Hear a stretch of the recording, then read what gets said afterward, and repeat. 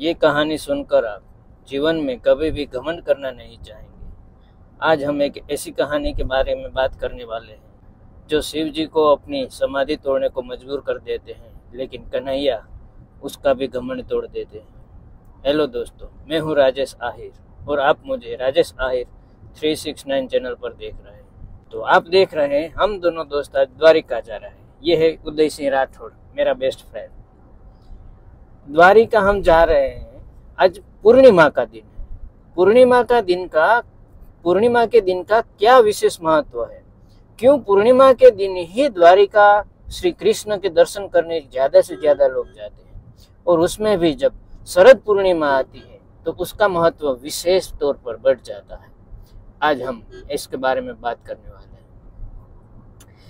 जब कन्हैया गोकुल में रासलीला कर रहे थे, गोपियों के ग्वालों के साथ, राधा जी के साथ बड़ी मस्ती से अपना जीवन पसार कर रहे थे, तब कामदेव जी कान्हा के पास आते हैं और कहते हैं कि मैंने भगवान शिव की समाधि तोड़ी थी और मैं तुम्हें भी अपने काम से वश कर सकता हूँ। उसकी बात सुनकर कान्हा मंद मंद मुस्कुराता है और कहता है कि मैं आपकी चैलेंज को स्वीकार करता हूँ।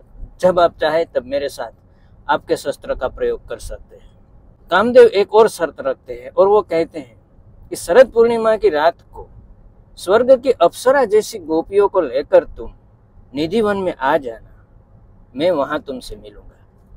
उसकी चैलेंज कान्हा एक्सेप्ट करता है और वो शरद पूनम की शाम को निधिवन में चला जाता है।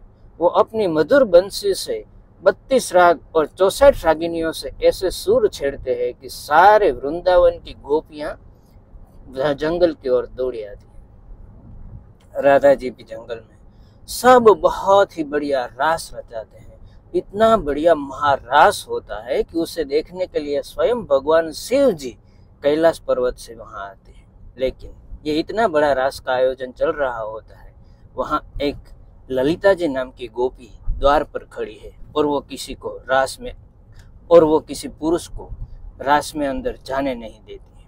वो शिव जी को रोक लेती है, उसे रास में जाने नहीं देती। लेकिन भगवान शिव तो कान्हा को देखने आए थे, उसकी रास लीला देखने आए थे।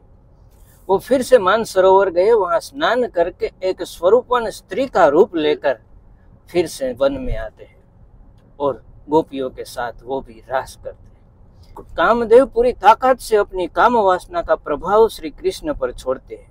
कृष्ण सहित सारी गोपियां भगवान के भाव में इतनी लीन हो जाती है कि उस पर काम का कोई प्रभाव नहीं पड़ता। ये रास लीला सुबह तक चलती रहती है, लेकिन काम का प्रभाव किसी के ऊपर नहीं देखने को मिलता।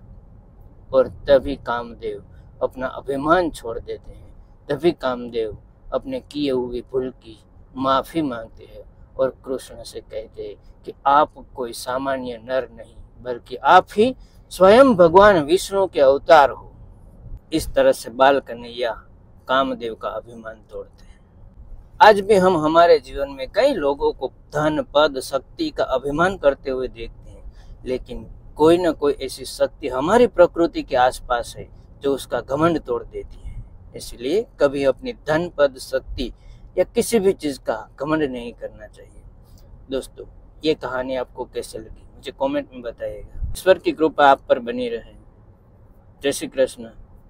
स्वस्थ रहो, खुश रहो।